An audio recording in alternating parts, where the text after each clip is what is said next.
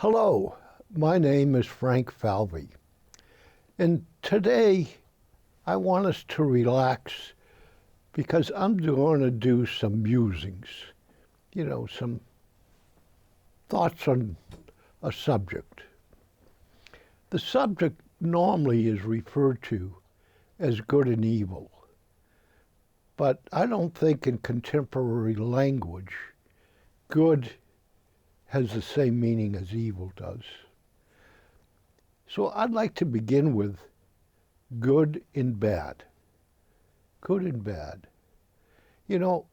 I think all of us, children of God, are born with the ability and the possibility of doing good.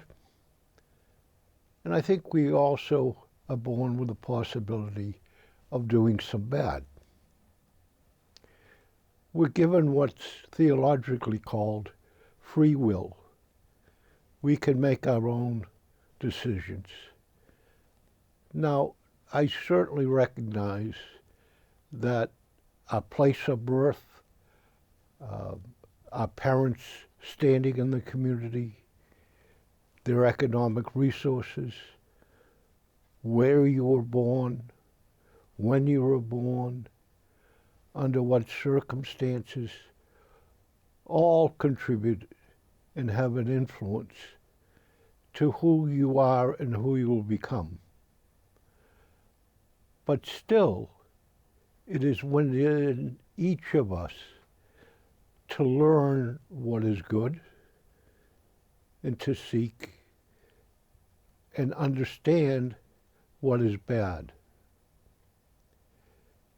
I think there are, in normal or most people in the world, we do some good and we do some bad things. And the things that really are bad are when we affect the lives of other individuals. So I picture in my mind that there is a scale. And as you go up the good scale, I can't quite find the right word, but I'm going to use the word righteousness. We're kind of moving to a higher standard.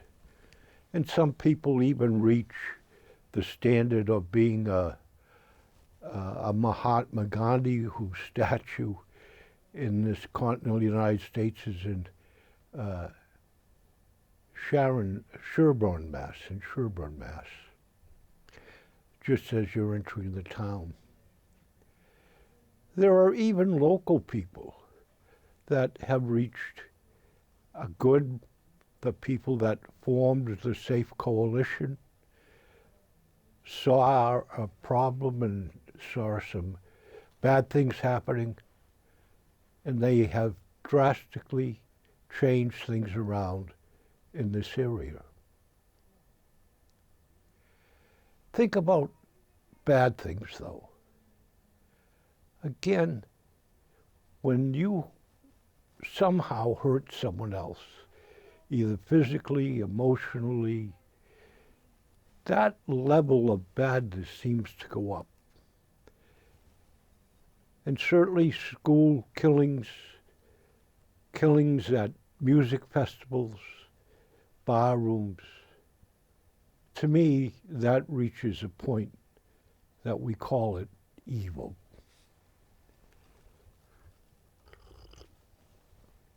Evil. Bad, terrible beyond what I would say most of us can humanly comprehend. We're human beings. I know that one of the officials of Israel said that the people that crossed the border and killed Israel mothers and fathers and civilians, they were monsters. Well, they may have been monsters, but they were human. They were human monsters. They lived lives like us. They needed bread. They needed other things to sustain their life. But what they did, undoubtedly, unquestionably, was evil. Their actions spoke nothing but the worst. And so when I saw the news, when I saw what happened and I saw the interviews, it bothered me. It bothered me that same in America as we allow guns to perpetrate and cause evil in our society and kind of ignore it, that here, Palestinians, a terror group, crossed the line and committed ultimate evil of killing people. And the first thing that came to my mind is, why? Why in the world would they want to do that? Why in the world would they want to do the terror and the kidnapping that they accomplished? It makes no sense, because that is Israel's Pearl Harbor, Israel's 9/11. The citizens of Israel are going to be so upset and mad that what are they going to do? They said they weren't going after the terrorists. They said they were going to go to war. And for Israel, you know, before you even did that act, that the world was going to condemn you for the most part, and the Israel nation was going to throw its might totally against you. And their might, you knew, was going to be so overwhelming that you had no defense against it. You had no ability to thwart or even a tiny bit push back what they were going to do to you and your citizens. So why do it? It brings me to a point to go back to good and righteousness. It seems, going back to evil and righteousness, it seems that evil always wins when it comes to ethnic conflicts, hatreds, religious animosities against one another. It seems that evil is always the predominantly winner. In World War II,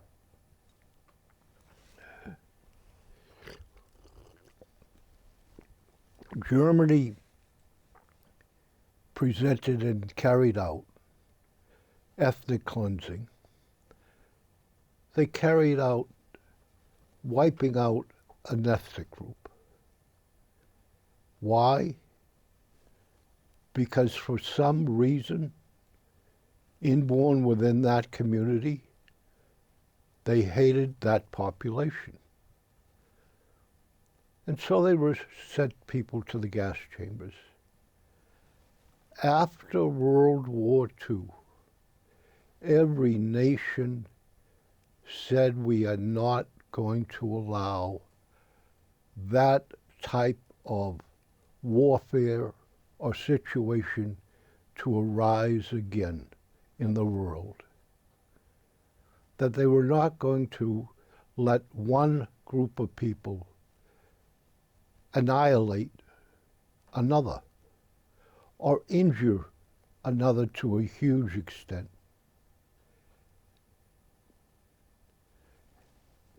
Israel, the United States, the world condemned it and said they would not allow it to happen.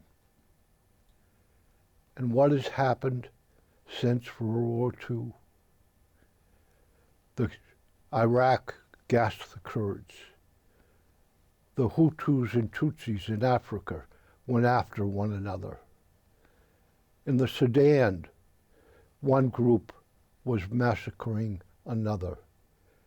In Yugoslavia, Christians and Muslims were being killed by one another, mainly all one-sided.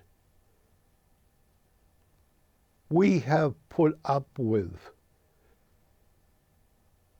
people that have committed genocide. We have never sent a United Nations force to prevent it.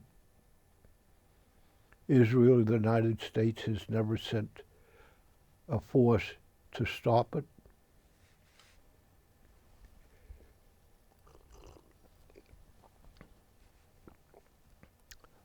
Why is that?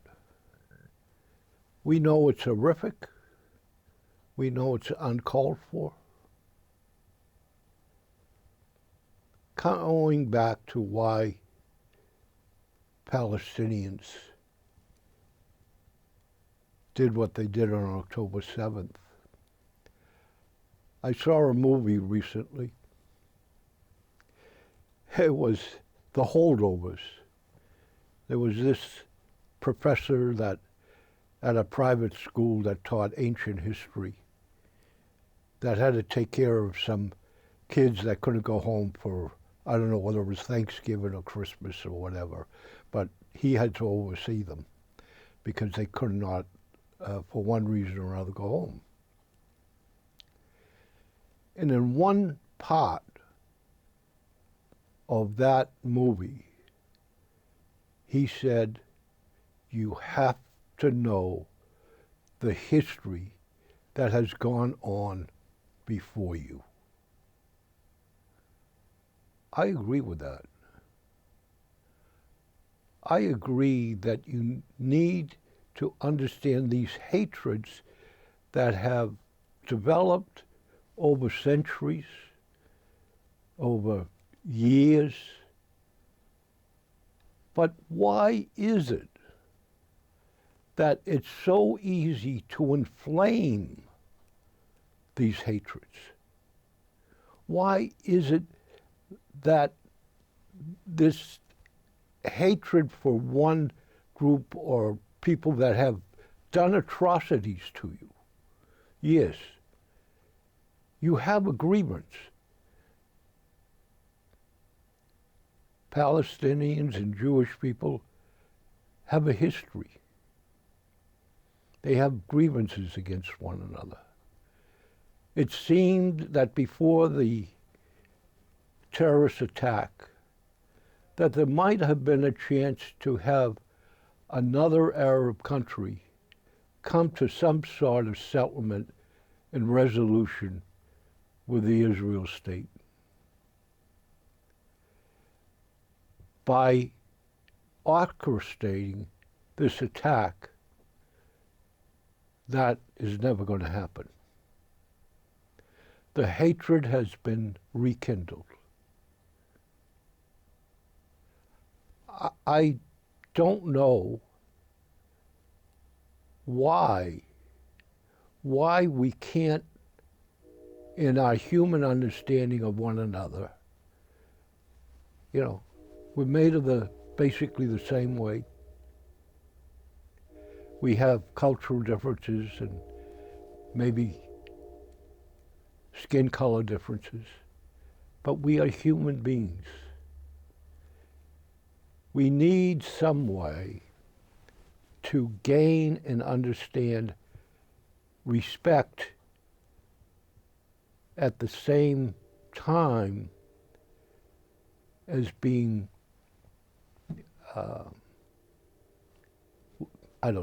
being prepared to have bad things happen to us as a culture, as a people. Do I think the Palestinians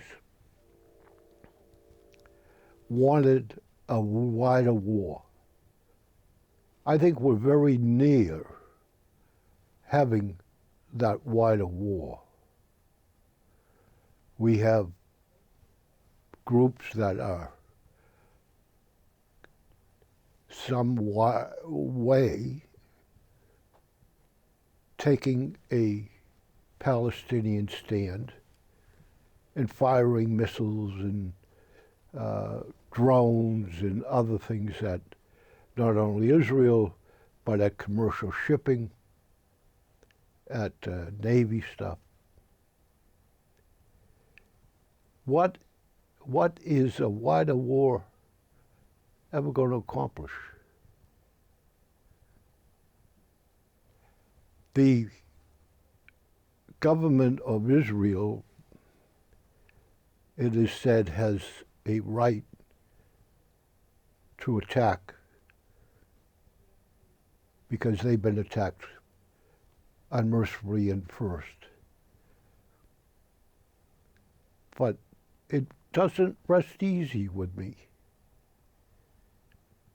when 11, 12, 15, 20,000 or more, who knows what the number will be, are slaughtered and killed. And is the Palestinian government somewhat to blame for that? Certainly. You know, I heard in Henry Kissinger's life and review of his recent passing that, I don't know whether it was him or someone else said, you know, a statesman is always trying to choose the worst of two evils. I think what the Palestinians did was evil. I think what they did was to perpetuate hatred. What they did may cause a larger, more significant conflict. And what they did by poor administration in Gaza, only looking out for some belief, some theory that they have or grievances that they have that they feel is right to prosecute. But to take money as the government authority only for military, to ruin the economy, to have people around where you're firing so that the enemy can just wipe out building after building. There are two evils going on. Israel has decided that they have the power and the military might that they can level Gaza. What is one of the reasons that they want to do that? I go back to World War II. My father probably was on his way to Japan after serving in Europe. He thinks President Harry Truman was probably the greatest president ever. Why? Because we dropped two atomic bombs, one in Hiroshima and one in Nagasaki, and he didn't have to fight in Japan.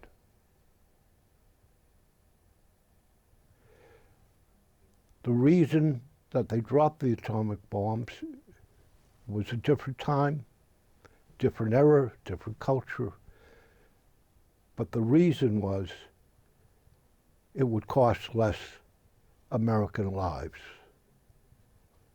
As an American citizen, that still haunts me. My father's possible life, that Harry Truman wanted to save against the hundreds of thousands of Japanese civilians that were killed for one reason and one reason only. It wasn't dropped on any military target. They were dropped on civilian targets. Why? Because it would save American lives. Why isn't Special Forces going into those tunnels and rooting out the enemy? Because it would cost more Jewish lives. I could be completely wrong and completely off base, but Israel has always impressed me as Israeli citizens are the salt and the principle of the earth and need to be protected at all cost, meaning that other lives of other people that are non-combatants and not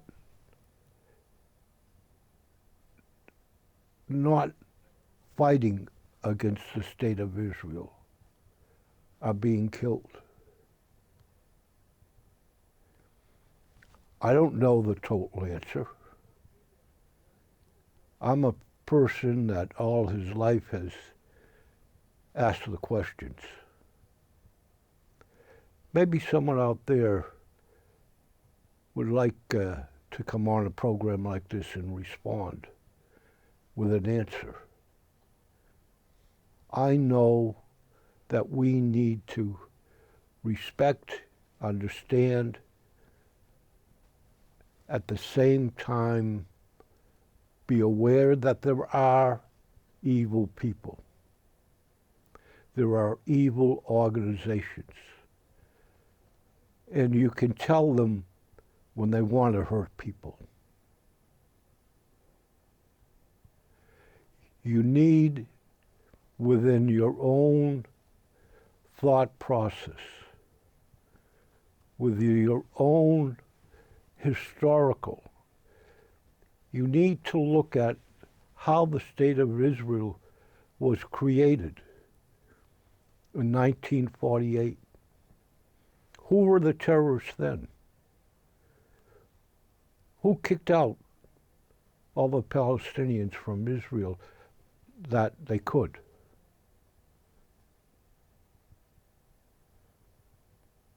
I would like you, particularly the Jewish Bible, the Hebrew Bible, the first 5 books of it are called the Torah. The Torah is studied and has been studied for centuries. If you have the opportunity, I would like you to read the Torah. At the same time that you're reading the Torah, read the Quran. Read what the Muslim faith is based on, the Quran. It's interesting that both books you read from the back to the front. When it's in Hebrew, Hebrew books start at the back and work to the front. The Quran actually is front to back, but because you're supposed to memorize the Quran, the easiest place to begin reading, and one of the more finest chapters, is in the back of the book, the last one. So a lot of people begin to read and understand the Quran from the back to the front.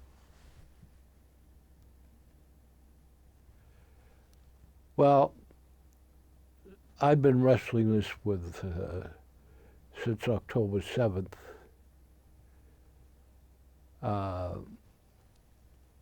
This is almost the day that FDR said December 7th will be a day that lives in infamy. And for me it is. But I'm not sure in all these years much has changed. We need change. We need to begin to look at people as holy. We need to begin to look and help one another on a local level and on a world level. Well, that's my musings. I'm sure I will be back again with some more. Again, if you would like to respond, you can call the studio here, 508-541-4118. You can write us at Franklin Cable, 23 Hutchison Street, Franklin, Mass. Thank you for watching, and good health to you. This program was made possible by your Franklin friends and neighbors, good folks just like you. Thanks for supporting Franklin TV. And thanks for watching.